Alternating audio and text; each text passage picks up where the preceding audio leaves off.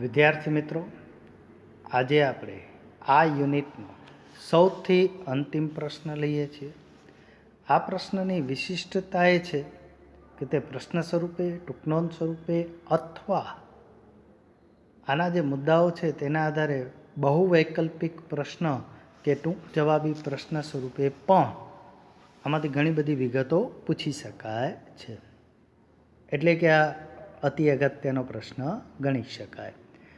પ્રશ્ન છે, ગ્રામીણ સેલ્સમેનો માટેની વિશિષ્ટ લાક્ષણિકતાઓ જણાવો. કઈ વિશિષ્ટ લાક્ષણિકતાઓ ગ્રામીણ વિસ્તારના વેચકો એટલે કે સેલ્સમેનો માટે આવશ્યક છે, જરૂરી છે?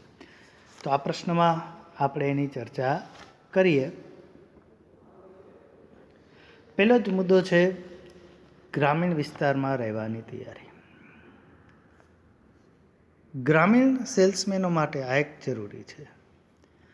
કદાચ ગ્રામીણ વિસ્તારમાં ન રહેતા હોય તો નજીકના નગરમાં રહેવાની તૈયારી હોવી જોઈએ, જેથી એ યોગ્ય સમયે કામગીરીને આપી શકે. એટલે કે મુસાફરી કરવાનો જે મુદ્દો છે તે અહીં આવે છે. એવું નથી કે શહેરી વિસ્તારમાં કામ કરવાનું છે એટલે બધી સગવડો મળે, પરંતુ એને ગ્રામીણ વિસ્તારમાં રહેવાની તૈયારી હોવી જોઈએ ત્યાંની સગવડો પ્રમાણે. બીજો મુદ્દો છે સાંસ્કૃતિક એકરૂપતા. ગ્રામ્ય વિસ્તારની સંસ્કૃતિ સાથે એને તાલમેલ મેળવવું પડે છે અને એના પરિચયથી જ, સંસ્કૃતિના પરિચયથી જ તે ત્યાંના લોકો સાથે હળી મળી શકે છે અને પોતાનું માર્કેટિંગનું કાર્ય સારી રીતે કરી શકે છે. ત્રીજું છે વલણ. ગ્રામીણ વિસ્તારના લોકો સામાન્ય રીતે રૂઢિચુસ્ત હોય છે. કોઈ પણ નવી પ્રોડક્ટ સ્વીકારતા પહેલાં એ ઘણી બધી તપાસ કરે, તકેદારી રાખે છે. તો ગ્રામીણ વિસ્તારના સેલ્સમેનમાં ધૈર્ય એક અગત્યનો ગુણ છે. એનામાં ધૈર્ય હોવું જોઈએ. શહેરી વિસ્તારમાં જે કાર્ય કરવા માટે એને 1 કે 2 વખત જવું પડતું હોય, ગ્રામીણ વિસ્તારના માર્કેટિંગ માટે એને કદાચ 4 થી 5 વખત પણ જવું પડે. તો એમાં એને કંટાળો ના આવવો જોઈએ, ધૈર્ય હોવું જોઈએ કે આપણે લોકોને કન્વિન્સ કરાવી શકીશું. હવે કન્વિન્સ કરાવવા માટે એના પછીની ચોથી વિશિષ્ટ બાબત, આવડત પણ અગત્યની છે કે સ્થાનિક ભાષાની જાણકારી હોવી જોઈએ. ત્યાંના લોકોની સંસ્કૃતિ જાણ્યા બાદ ત્યાંના લોકો સાથે હળવા મળવા માટે, એનામાં ભળી જવા માટે, તાલમેલ સાધવા માટે ત્યાંની સ્થાનિક ભાષાની જાણકારી અગત્યની છે. દાખલા તરીકે હું તમને 2 ઉદાહરણ અહીં આપું. આપણે કચ્છમાં રહીએ છીએ. કચ્છના ગ્રામ્ય વિસ્તારમાં કચ્છી બોલી વધારે બોલાય. હવે સપોઝ કે ગુજરાતનો કે ગુજરાત બહારનો કોઈ સેલ્સમેન અહીં આવે તો તમે વિચારી શકો છો કે તે કચ્છી ભાષાથી અજાણ હોય તો અહીંના સ્થાનિક લોકો સાથે એ એટલો તાલમેલ બેસાડી શકતો નથી. આ જ રીતે બીજું ઉદાહરણ આપું કે તમે ગ્રેજ્યુએટ થઈ ગયા, MBA પણ થયા. સપોઝ કે તમને MBA વિથ માર્કેટિંગ કર્યું.